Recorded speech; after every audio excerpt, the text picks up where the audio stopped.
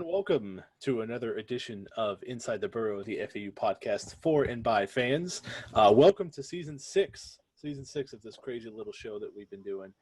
Really excited about that. As always, I am joined by Shane and Jack, and we've got a really exciting, lots of exciting things planned for you guys this year, and so we're looking forward to what we can do this year. So tonight we're just gonna go over really camp to kind of get started. Shane, since you've kind of been out at camp more than anybody, what's been kind of your report for FAU this camp so far?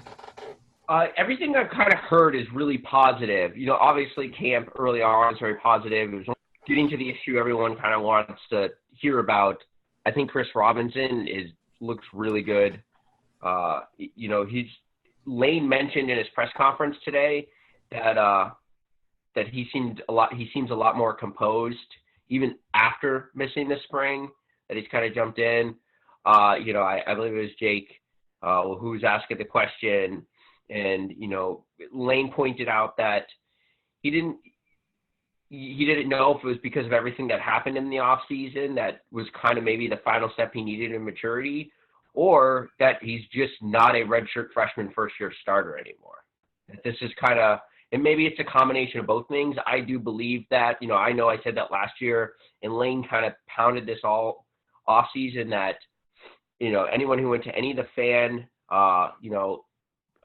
Paradise Tour things, Lane kept saying, you know, we get distracted by the Tuas and the Trevor Lawrences and the Jameis Winstons, all these young freshman quarterbacks that do well.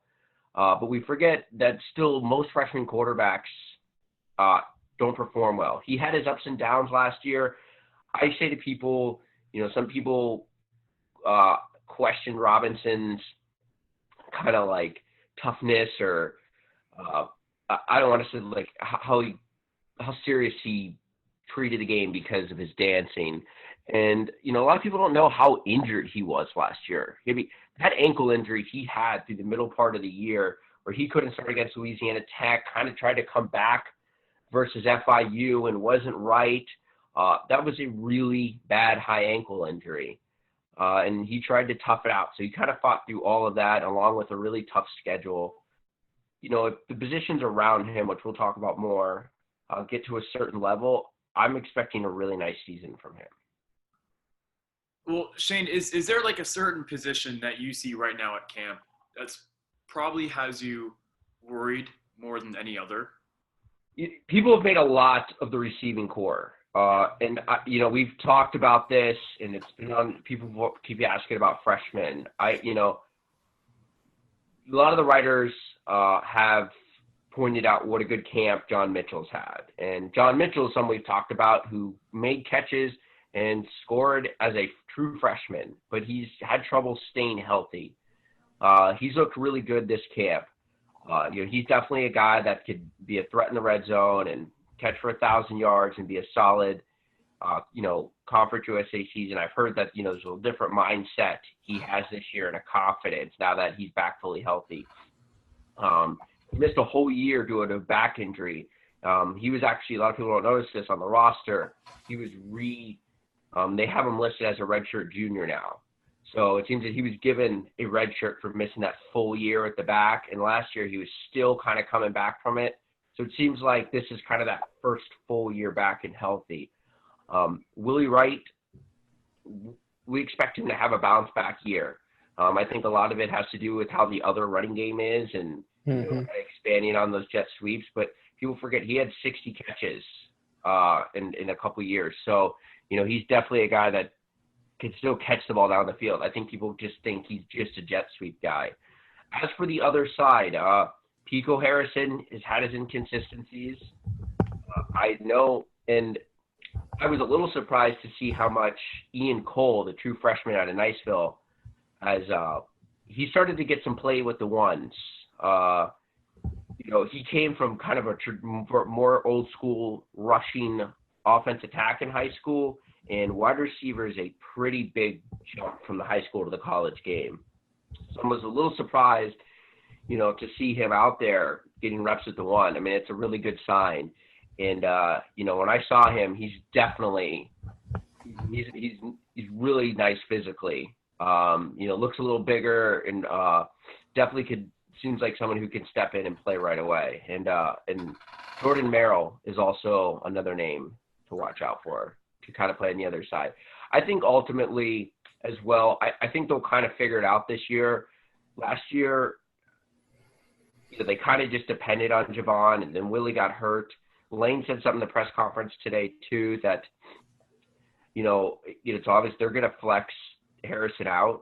And he said, we should have started doing that earlier in the year last year. He said that today, and we just started to do it late. And that's when Harrison kind of had his best numbers all year to get Rain involved. So I think they'll kind of put that group together. As long as they stay healthy, which is the big key, because there's still not a lot of depth there, I think they'll be fine.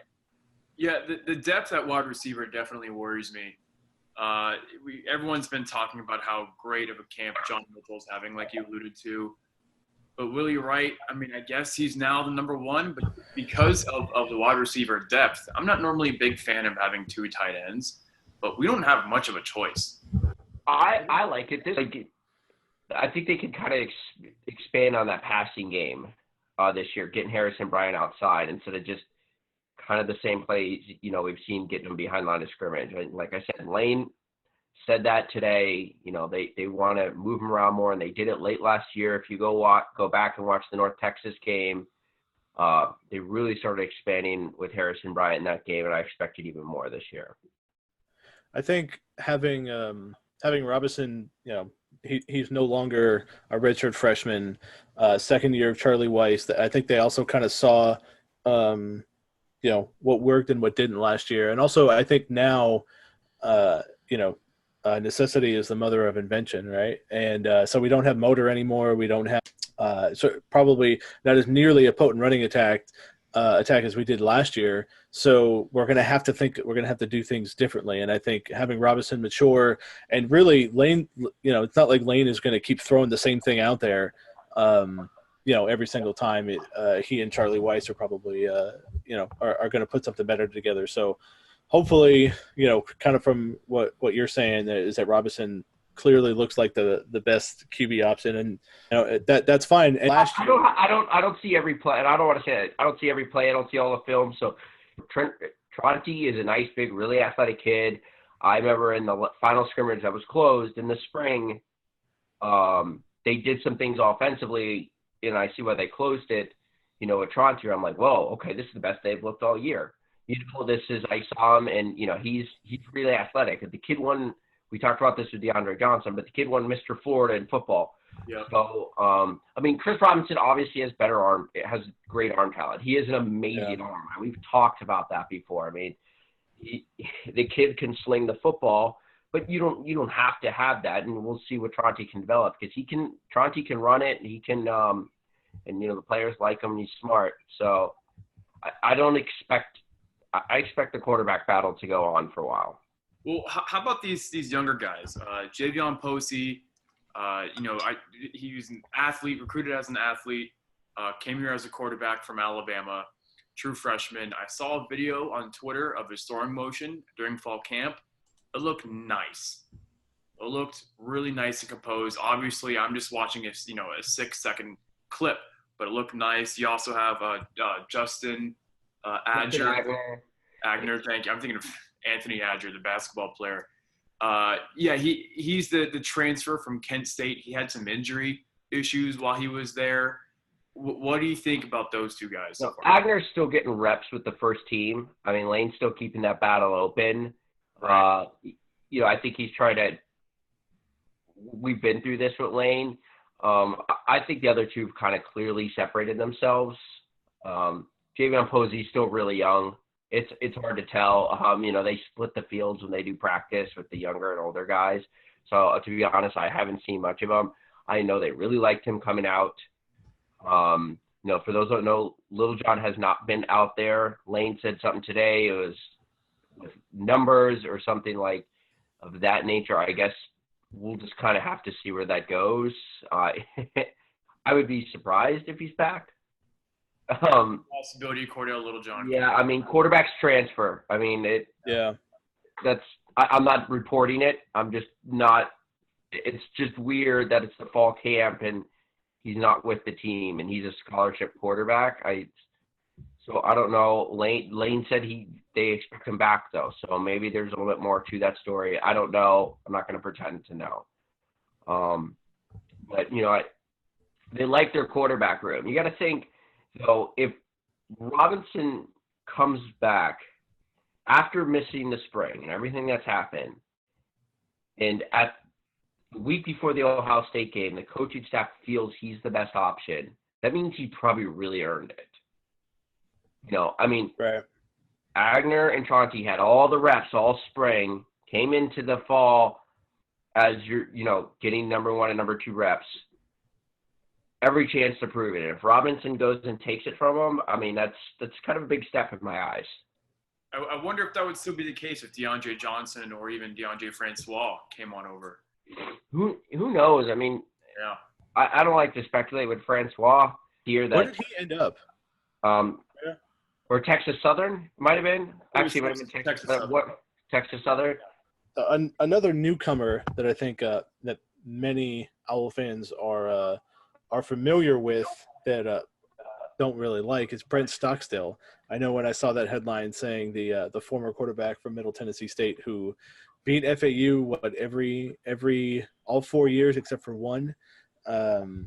He only started 2 though. That doesn't really say much for us. Yeah.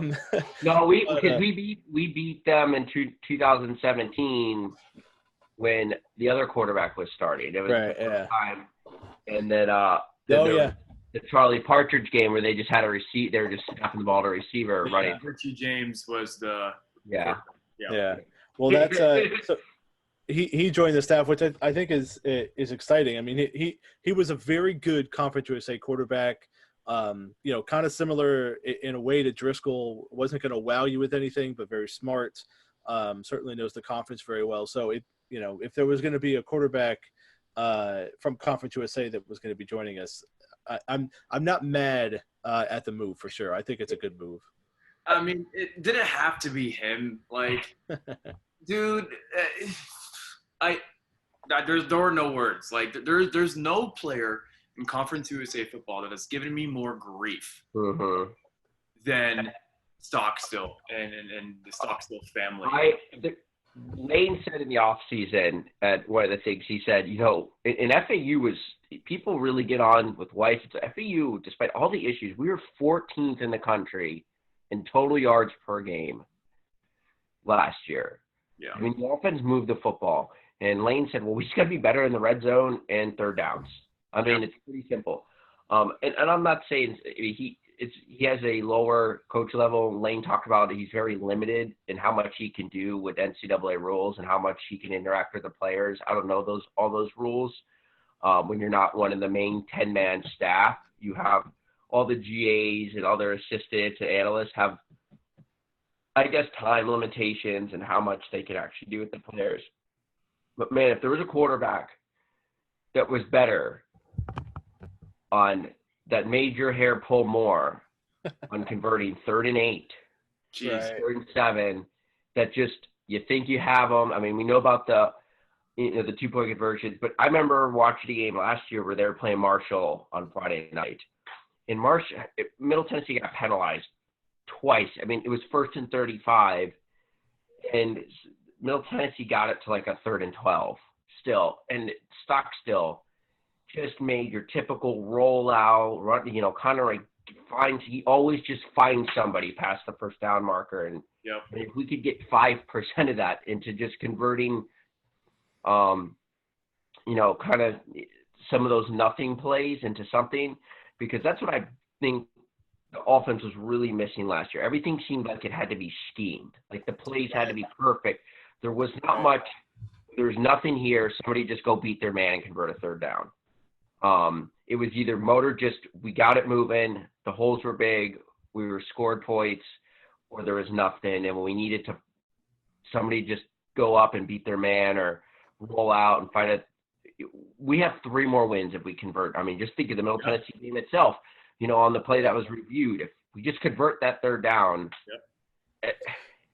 we played a lot behind the chains last year, and it really felt like we'd have some momentum, something would go wrong, and the drive would be over. There was no I guess for lack of a better term, adaptability, or like you said, Shane, nobody go out, beat their man, and convert a third and 7, 3rd and 6. Like that last year, the play gets blown up at the line of scrimmage. There's a false start, a holding, or something like that, and then you just kind of knew, okay, well, there's no coming back for this. But when the offense was running, when it was running really smoothly, we were almost unstoppable. That drive where we get the penalty and everything's just over.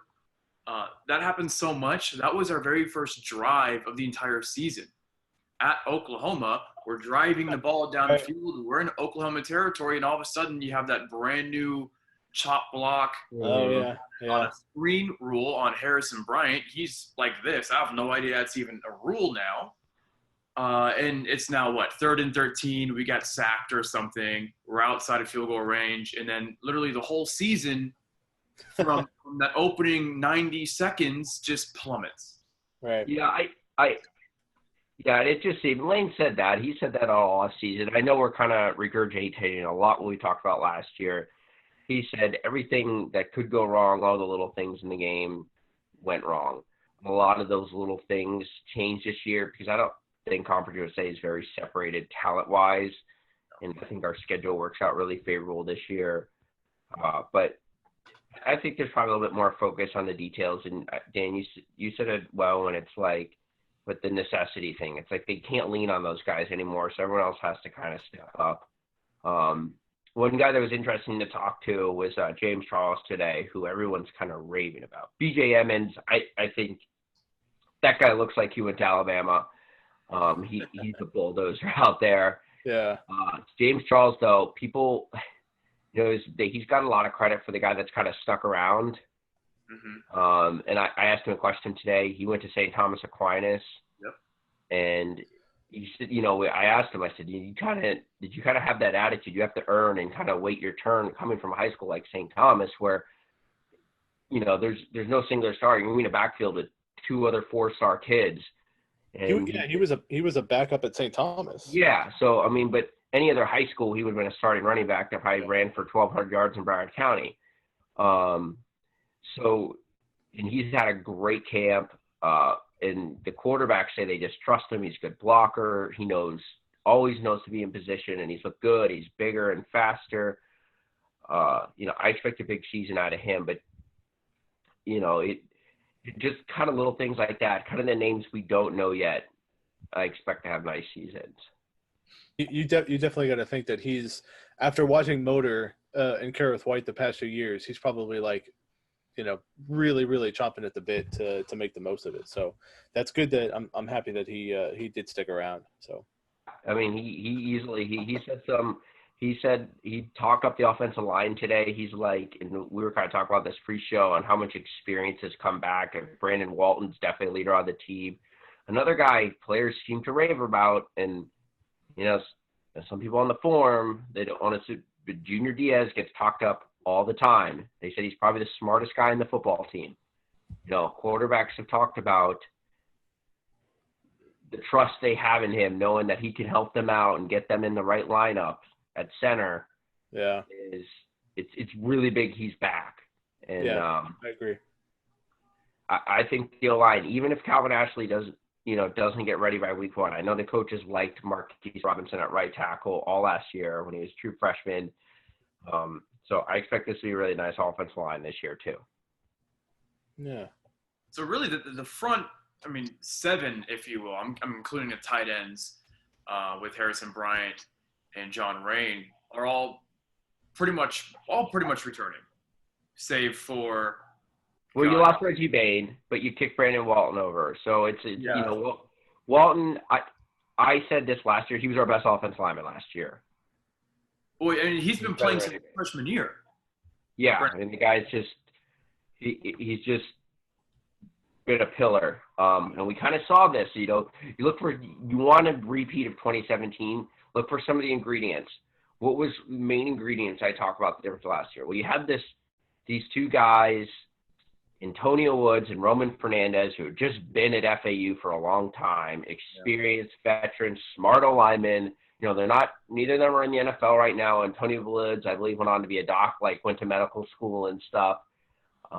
These kind of veteran offensive linemen that have just been here, and they had a great year blocking, and I see a lot of those type of similar ingredients this year. So the offense could be in decent shape then. Lane did say the defense is ahead of the offense, which I'm a big believer in. It always should be. I mean, they see the same plays every day. The defense is I don't know who's playing D-line next year, but they got a lot of good D tackles, a lot of veteran guys. They're 5-6 deep in the middle, which is rare in Conference USA. That's the hardest thing to find. Yeah, defensive linemen. You can always get DBs. Yeah, I mean, we got more DBs out there than outside corners. There's a little tough depth there. Once you get past Miko Dotson, made a few nice plays today, which he's nice to see him. There was Georgia Tech transfer, went to JUCO, missed all last year. He looks good out there, but I mean, FU has more safeties, good young safeties than they can play. I mean, if we could just play 12 safeties out there, I would at this point. Yeah. Honey Adams and Amon Ross. TJ Young was making plays today. I mean, those are the leaders of the. Another guy we talk about sticking around is Devon Brown, who kind of didn't even really play. Was buried behind a lot of guys. Yeah. Until the second half of last year, he is a leader on that football team. I'd say he's one of the leaders on the defense, and definitely the leader of the secondary. It's a lot of veteran guys there. He's gonna have a Jalen Young type junior year. Nice. It's a little early prediction of I think Devon Brown is going to have a huge year. I'm not expecting the defensive backs to miss a beat, whatever, despite losing some talent back there. It's just we're just going to reload. And that's something that a program like us should be able to do year in and year out when it comes to DB level. In Palm Beach County, bordering Broward County, just taking these DBs, coach them up. The amount of depth that we're going to have. Well, I mean, if anyone in the conference. So if you follow my recruiting coverage, you could see what they're doing early. I mean, Charles Toombs from Immokalee, the kids they're bringing on campus. It's a lot of, they kind of have a plan. They get a lot of these local young DBs to come in early, kind of lock up, and then they kind of, spread their recruitment throughout, and that they're working on these kids. But, there's a lot of talented DBs in Florida. That's not a mystery. And I know we're not really want to talk about, what's going to happen this season quite yet, but I'm just going to say this. I tweeted this out, I think yesterday. I saw a video of UCF's new quarterback, Wimbush, the Notre Dame transfer. Remember, UCF lost their first quarterback, McKenzie, because of that horrific leg injury. Then they lost their second quarterback in the bowl game when they lost to LSU. Now on their third transfer, saw him struggling a little bit in fall camp. And I'm just thinking, if he's overthrowing these receivers like he is. I mean, I think you're taking a little bit too much. I don't care. I'm like Hurricane fans right now. You're breaking down a one Tate Martell throw from the first night of. Man, I'm just ready for. UCF's got receivers and running backs that are extremely local. We'll talk about that game when we cross that bridge, but their receiving core is. I'd take that whole second string. Their receiving core is really good. Let me imagine it's Zion Gilbert picks. Don't talk yourself into that one yet. We'll get there. Not quite yet. We'll get there. Next thing you know, you're going to be like, well, Justin Fields struggled at Ohio State practice today, I read, and I'm like, they have cyborgs at receivers, and we'll talk about. They do. I mean, when we preview Ohio State, I started really diving into them, and I didn't know everyone could be 6'4", 200 pounds and run a 4.4. It's right. It's a semi-pro football team. it's we want to talk a little about the seat movement. Yeah. Kind of moving the student section. I don't know what you guys kind of thought of that. I know there was a lot of talk on that on the board. So to clarify, they're moving to. Where are they moving from and to? They're moving the students. So obviously, with So the students originally, this was the third student move. So they used to be in the south end zone, which some people say was the design of Howard, that was never the case. So they moved them closer to the rat's mouth so they could enter. The theory was now let's put them on the sideline, which was just allowed in Conference USA. So that wasn't allowed in Conference USA, and then they changed it where they could, because schools like North Texas used to do it. A lot of schools do it. It's not UF does it. UF does it. Yeah, I've sat in that student section. Arizona does it. There's quite a few schools who do it, and they expanded the student attendance. Yeah, which is huge. Which it was also a little bit. We upgraded your seats, and we're going to charge you more in student fees. Yeah. Ryan Walter ran the numbers on how much more that's bringing in. I'm sure it's really about that. I do think there's an element. UCF, I think, is a 60,000 person school, and they have about 10,000 student seats. We're a 30,000 seat school. I don't know if on our, I know the UCF game will be close, but man, I don't even know. There's not many schools even major Power 5 schools who bring 1/3 of their student body to home games, which is, I think it's just for the UCF game. That's why I think it's smart, even though it's going to be all season long. No, I did see the map though. There is a little overflow into the end zone. I guess we'll put it where the band is. So there's gonna be there's gonna be a corner section where if you're in the middle of it, there's students on either side of you. But I do like they're getting creative. I think they'll help with noise. They'll look good on TV. That might be another big thing about it is the games that are televised, students tend to get up for the bigger game. So a televised game, having the students where the cameras are going to be advantageous. Again, kind of like Jack said, even if it's just for they're moving it, but even if it's just for the one-time thing. And who knows? I mean, if the season goes well and the students continue to pack the section there, then it's beneficial. I mean, like I said, I've been to, and I'm sure, many other people have been to UF and sat in the student section there, and that it is quite an experience to be on that side of the field, making that much noise. So I like the move. I just we put it this before. I think this athletic director, the Paradise Club, there was another reason. Those cabanas they kind of had in the south end zone last year. Yeah, they weren't facing the scoreboard, so I think they're moving them to the other side now. And those cabanas are like $12,000 a year. And they want to put them down, I think, where the students used to be. And those cabanas, I think, I went to the bowl game, and I'm pretty sure they had the cabanas out there at that point. And it's a good use of space. Yeah. What I was told is they're like, you're gonna have a TV in there. It's like unlimited drinks. Your own little bar, yeah. The whole that's what we're raising money for the Nest for, just to send us 3 to 1. Thank you guys. Donate, and we should mention that because that's still going on now, right? Yes. So we're doing that to send me around to high schools to help pay for this thing, all the server costs, all that type of stuff. So so. If you're a fan of the Nest and you like what we do, it's certainly this is the first time we're not asking for money, but if you feel obliged, definitely throw a couple dollars to the Nest because it helps and honestly there's no better FAU content and really good college football content as well. So and there's some big stuff coming this year that we're trying to get done. Some big stuff coming. So So kind of on that, this year we will be on multiple podcast venues. So we'll be on Spotify, we'll be on iTunes, Google Podcasts. We'll continue to be directly on the forum through YouTube.